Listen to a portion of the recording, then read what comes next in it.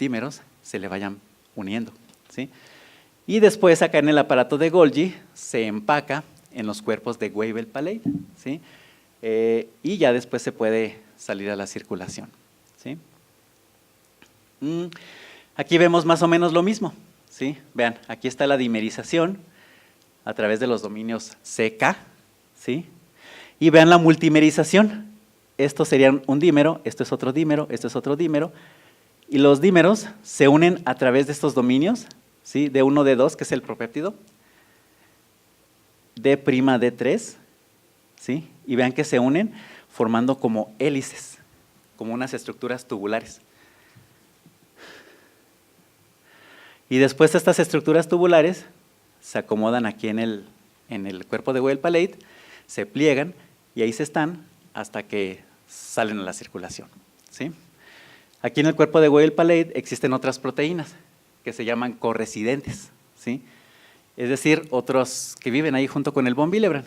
Entre ellos tenemos pues al factor 8. Recuerden ustedes que el factor 8 pues se une aquí al D', D3, ¿sí? Y esto es lo del Adams 13.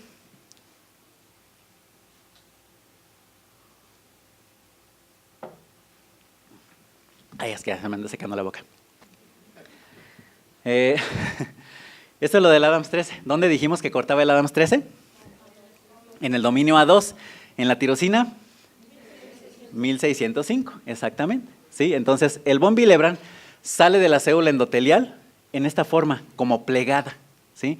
Y para que se extienda, puede haber dos estímulos. El primero es el shear stress, o sea, la fuerza de cizallamiento, el flujo sanguíneo, pues, ¿sí?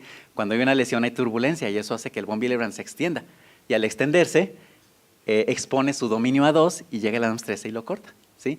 Y el segundo, la segunda cosa que puede hacer que exponga su dominio A2 es la unión a las plaquetas.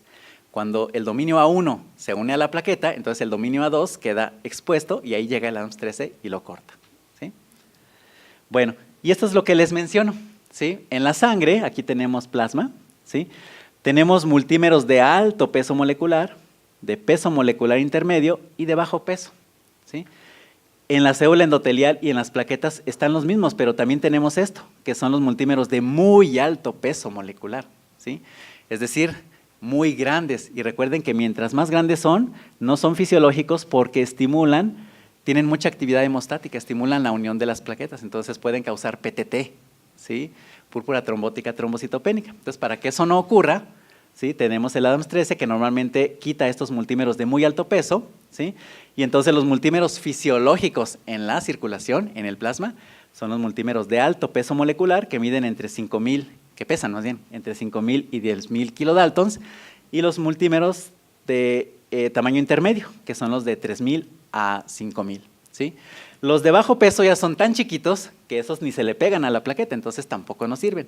Entonces, en conclusión, los fisiológicos son los de alto peso y los de peso molecular intermedio, ¿sí? Y bueno, el factor de von Willebrand sufre en el retículo endoplasmático glucosilación, ¿sí? Ahí se le pegan los antígenos del grupo A y B, ¿sí? Sufre un proceso que se llama sialilación, en donde se le pega el ácido siálico, y sufre otro proceso que se llama sulfatación.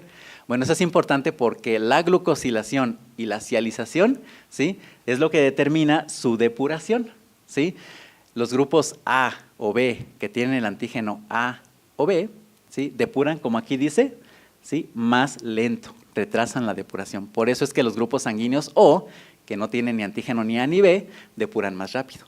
¿Y quién depura al von Willebrand? Pues se depura el macrófago o los hepatocitos lo depuran captándolo a través de esta proteína que se llama proteína relacionada al receptor de lipoproteínas de baja densidad, que de hecho es el receptor para prácticamente todos los factores de la coagulación. O sea, todos los factores de la coagulación se depuran de la misma manera, ¿sí?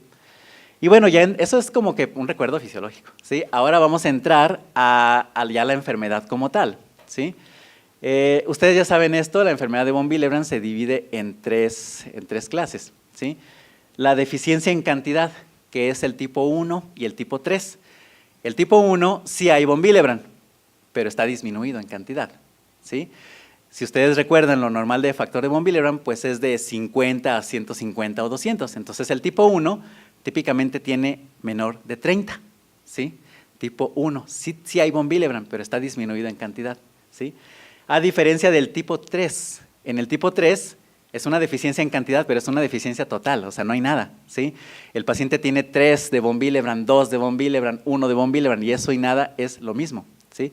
O sea, hay una deficiencia severa del factor de von Willebrand. Entonces, tipo 1 y tipo 3 son deficiencias en cantidad, ¿sí? Y tipo 2 son deficiencias en funcionamiento. Aquí generalmente el factor de von Willebrand, la proteína está normal. Es decir, el antígeno está entre 50 y 150, 200, pero lo que está abajo es la función, que la podemos medir a través de varias pruebas. La principal es el cofactor de ristocetina. Entonces, aquí lo característico es que haya antígeno normal, o sea, proteína normal, pero que no funcione, que el cofactor de la ristocetina, el funcionamiento del factor de von Willebrand, esté disminuido. Y dependiendo de dónde esté el defecto, se puede clasificar en 2A, 2B, 2M y 2N. Y esto ahorita lo vamos a ver con un poquito más de detenimiento, ¿sí? Vean ustedes que la gran mayoría se heredan en forma autosómica dominante, como ahorita lo dijimos, y que el tipo más común es el tipo 1, seguido del subtipo 2A de la enfermedad de von Willebrand, ¿sí? El tipo 2B ya sería menos frecuente y todos los demás son excepcionales, ¿sí? Incluyendo el tipo 3. ¿Sí? Y bueno, pues la enfermedad de von Willebrand, como trastorna la hemostasia primaria, se va a manifestar con sangrados mucocutáneos. Así se manifiestan todas las enfermedades que afectan a la hemostasia primaria, o sea, equimosis, petequias, gingivorragias, metrorragia, etcétera, ¿sí? Vean ustedes que lo más común pues es la epistaxis, ¿sí? Las equimosis, los sangrados de heridas menores, ¿sí? En las mujeres la metrorragia, ¿sí? Pero muchas veces se manifiesta cuando al paciente le hacen, por ejemplo, una extracción dental, una cirugía o después del parto, ¿sí? Entonces, el tipo de sangrado depende de muchas cosas, como dice acá. En primera, del tipo de von Willebrand, ¿sí? Obviamente que mientras más severo es el von Willebrand o menos funcionamiento tiene, o es un tipo 3, pues sangra más, ¿sí? De hecho, aquí las barritas, los colores, ¿sí? Los colores más cargados son de los tipos que menos von Willebrand tienen, ¿sí? Por ejemplo, el tipo 3, ¿sí? El tipo 1 pues sangra, pero no sangra tanto, pues incluso hay muchos pacientes o mucha gente que tiene enfermedad de von Willebrand tipo 1 y que ni siquiera lo sabe o no le da importancia, ¿sí? También las mujeres pues padecen un poquito más, digamos, las manifestaciones de la enfermedad pues por la metrorragia, la regla, ¿sí? La edad también tiene que ver. Acuérdense que el von Willebrand va incrementando conforme pasa la edad. Entonces, muchos pacientes con von Willebrand van sangrando menos mientras más edad tienen, pues porque el von Willebrand en forma normal nos va aumentando con la edad, ¿sí? Y las comorbilidades, bueno, si el paciente tiene otras comorbilidades que lo hacen sangrar, o toma aspirina, clopidogrel, etcétera, por algún motivo, pues obviamente va a sangrar más, ¿sí? Y bueno, esto que está aquí es algo que se llama BAT, ¿sí? Bleeding Assessment Tool, ¿sí? Y esta es una herramienta para valorar el sangrado, ¿sí? Hay varias. Vean, esta es esta de Bowman, ¿sí? Es una herramienta condensada, o sea, resumida, ¿sí? Se supone que es fácil de hacer, rápida, ¿sí? Hay varias. Todas estas BATs, todas estas herramientas para cuantificar el sangrado, se hicieron precisamente para que nosotros los médicos pudiéramos en el consultorio discernir fácilmente qué paciente tiene un sangrado normal, entre comillas, porque el sangrado puede ser normal, o sea, cualquiera de nosotros normal, ¿sí? Sano, le puede salir sangre de la nariz y eso puede ser normal. El sangrado más común de los niños normales, de hecho, es la epistaxis, ¿sí? Entonces, el sangrado de cierta forma puede ser normal. Entonces, para poder distinguir del sangrado normal y del sangrado patológico, pues se crearon estas escalas. Nosotros vamos graduando qué tanto sangrado tiene el paciente, le damos una calificación y sacamos una puntuación. Y en base a esa puntuación decimos si tiene sangrado patológico y si lo estudiamos o si no lo estudiamos, ¿sí? Lo malo es que no nomás hay un solo BAT, hay muchos, vean ustedes, ¿sí? Hay al menos 5, ¿sí? Al menos 5 escalas y vean que los puntos de corte son distintos para cada una. Y vean ustedes que fueron creados, ¿sí? Obviamente por autores diferentes en poblaciones diferentes. La gran mayoría se hicieron para descubrir von Willebrand, pero hay otros que se hicieron para otras cosas, ¿sí? Hay unos que se hicieron, por ejemplo, aquí en mujeres con metrorragia, hay otros que se hicieron para niños, ¿sí? Porque, por ejemplo, aquí en este BAT, pues viene el sangrado posparto y pues los niños, pues no, ¿sí? Entonces, estas escalas no aplican para cualquiera, entonces hay escalas hechas para niños, por ejemplo esta, pediátrica, ¿sí? Entonces, todas se han evaluado y vean ustedes que tienen más o menos buena especificidad. O sea, nos pueden decir cuál paciente sangra.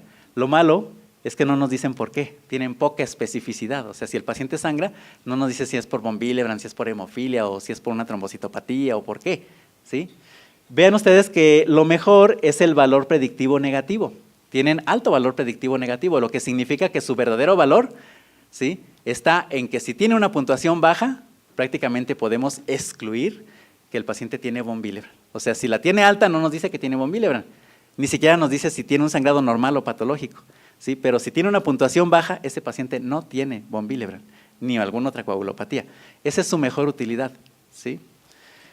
Y bueno, pues ya se han hecho estudios como este, que obviamente mientras más puntuación, pues más sangrado y menos von Willebrand y menos cofactor, eso es obvio, ¿sí? Y bueno, para hacer el diagnóstico, pues contamos con varias herramientas. Digamos que las pruebas iniciales serían hacerle los tiempos de coagulación y la biometría, ¿sí?